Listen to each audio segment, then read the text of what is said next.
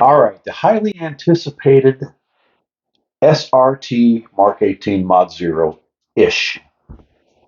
This is probably the fifth variation of this video that I've done, and I'm going to shorten up this video as much as I absolutely can without going into great detail, which I'm going to cover in the CQBR Mk18 video that I'm going to do later on, the long form.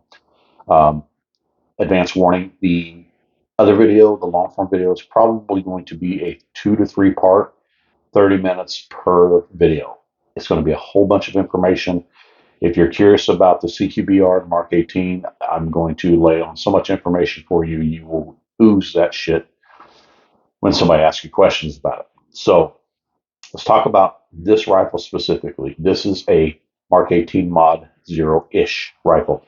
The reason why I say ish is because there are certain things, actual Mk18 Mod 0. Now, let me clarify something. When I say Mk18 Mod 0, I'm talking about the original crane developed, manufactured, assembled, and shipped out to Navy SEALs, SWIC guys, Force Recon, and some of the ships for their BBSS units. And it was a complete rifle. It had specific components that were manufactured at specific dates by specific manufacturers. And so that's and I call that the OG. So this looks like it, but it's not.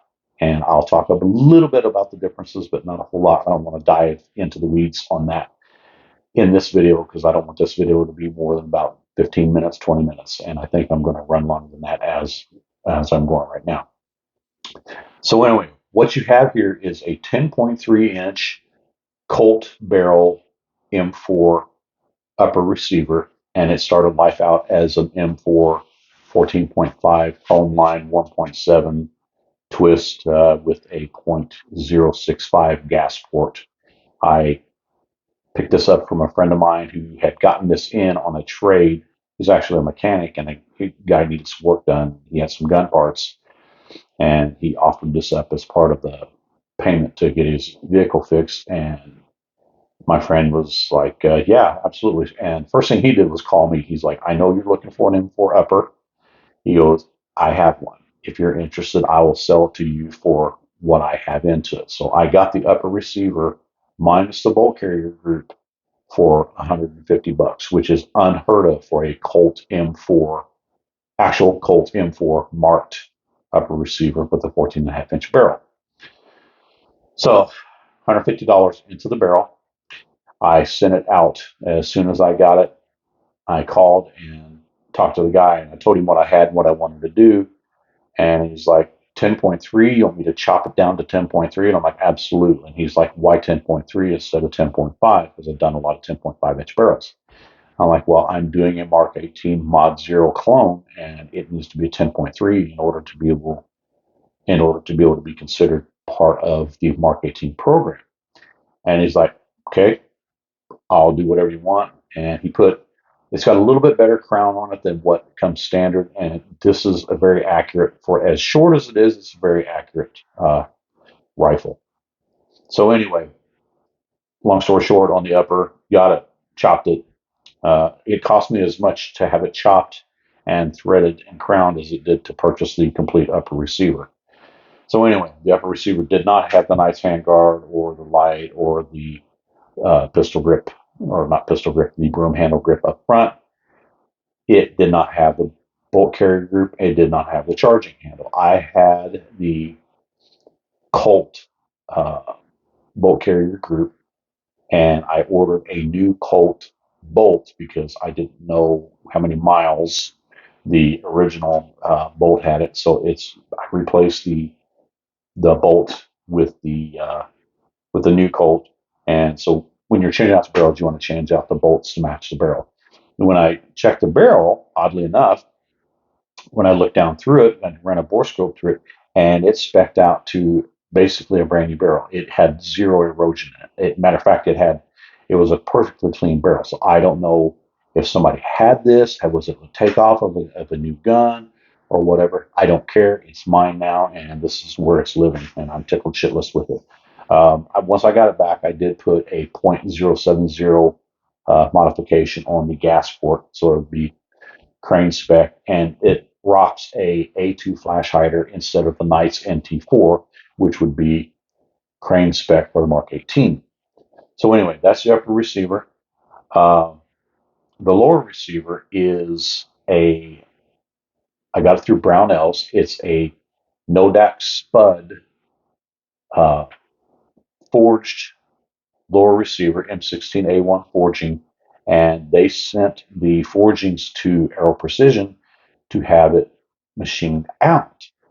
Um, Aero Precision now has a little bit of issues with quality control, which everybody's having issues with quality control, which is understandable. But if they had foresight, they wouldn't have so much issues. But back then, when this one was done, I gauged, measured, and checked everything, and it is to spec. It is absolutely perfect to a Colt M16A1 spec lower receiver. And the components that are in it, it's actually semi-auto. The Mark 18 is a full auto, not 3-round burst variant of the M16A1. And when I get into the long form video, I'll explain that a little bit more. Mine's semi-auto. This one's semi-auto, but it is registered as an SBR, and I literally could modify it and make it a full auto, so it would be a legitimate M16A1 full auto lower receiver. I just don't necessarily want to do that to this one. I may get another one and do that. It's rocking an A2 pistol grip like the Mark 18 had, and let me see, the buffer tube. So, little explanation to the M16 being on the Mark 18 lower receiver. Crane had a bunch of M16, or the Navy had a bunch of M16s in inventory, and they were like, hey, you know what? We have all these weapons at our disposal. Why don't we grab the lower receivers, which are already uh, componentized? Is that a real word? Componentized? They already have the components of the M16A1 lower, which is full auto. And the only thing that they had to do was change out, put an A2 pistol grip on it, change out the A1 buttstock, put a 6-position buffer tube. This is a 4-position. It's a Colt, but I didn't put one of my 6 positions on there. Don't know why. And I had the forethought to not stake the castle nut. It is torque to spec, and I double check it all the time. I didn't want to mess up my CQD mount. The CQD mount on the rear is actually part of the receiver plate. If you can see that, and it's got 3 positions where you can clip in your sling, and it also has a CQD sling mount up front that clamps onto the Picatinny rail. So yeah, buttstock on the Mark 18s, they came with LMT SOPMOD buttstocks. This is a B5 Systems SOPMOD buttstock that is a third, if not a quarter, of the price of the LMT SOPMOD buttstock. I'm not going to spend unnecessary money that I don't need to. The NT4 flash hider, they're 150 plus. The SOPMOD buttstocks are 350 on a good day. This is also rocking a Colt charging handle, which the original Mark 18 Mod 0 OGs had the original Colt. They didn't change them out to the PRI until later on. I'll explain that in the long form. And it also is rocking this is a charging handle that's been chopped. I saw this at Crane. I will go into that story in the long form video. And it was on one of the rifles that I was looking at. So I always was intrigued by that, and I'll tell you more about that in the long form. But I have an LMT L8A, which is basically the manufactured version of this. It's got a little bit more reinforcement at the front of the sight, which is no big deal because you're not going to hit it hard enough to do anything to it because you have an optic in the way. And this is rocking an Aimpoint Comp M2, or otherwise known as a CCO M68 for the military.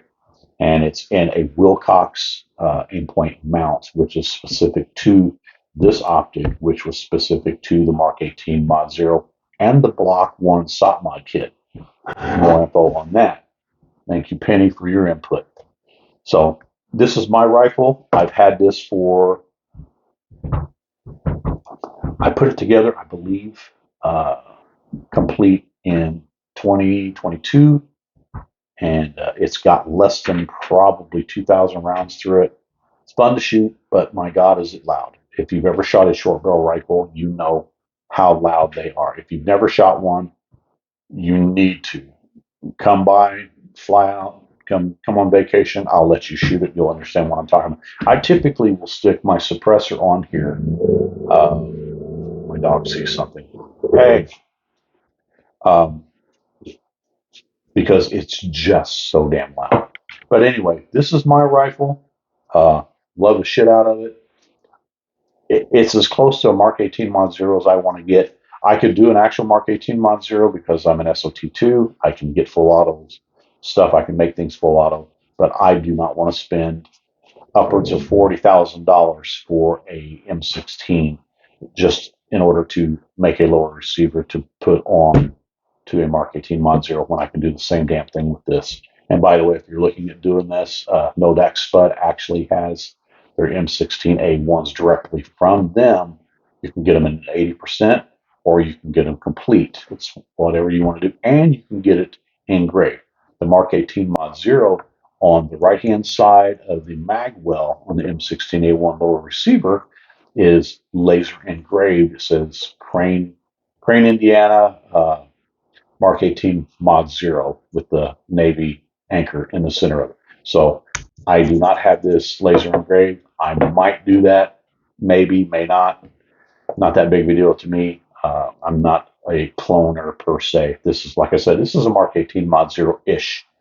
And I like it the way that it is. The one thing that I might change on it, and you let me know what you think, I painted this up because I was intrigued by it. I wondered what it would look like. And I think I'm getting bored with it. So you tell me what you think. Should I leave it alone, or should I strip it down and go back to black? You know, what they say, once you go black, you never go back. Yeah, this is my rifle.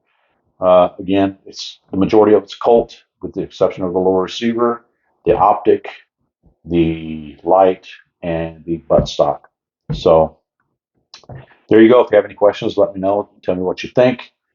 And stay tuned for the long form video. I'll probably put out teaser videos about that as well. And Wayne, you asked me about this compared to this. And I looked at the Rock River Arms rear sight that you were talking about. I like the mounting system on that. I really do. If you were going to do a version of a Mark 18 and wanted to use that, I would say that would probably be the best bet to do. Because these have a tendency to want to come loose unless you torque the shit out of them. And I have been known to put a little blue Loctite on the knobs as well. This one's not. This one does not have blue Loctite on it because I change them out. But anyway, thanks for watching. This is Jeff, SRT Armor. If you haven't done so, hit the like and subscribe button. And check out some of my other videos and share the videos with your friends. Get more people to watch them. And the more people watch the videos, the higher up in the algorithm my videos get. And it'll be more beneficial to you and to me. So thanks for watching and have a great day. And I'm going to finish my coffee now. SRT Armor, Mark 18 Mod 0-ish, Penny, out.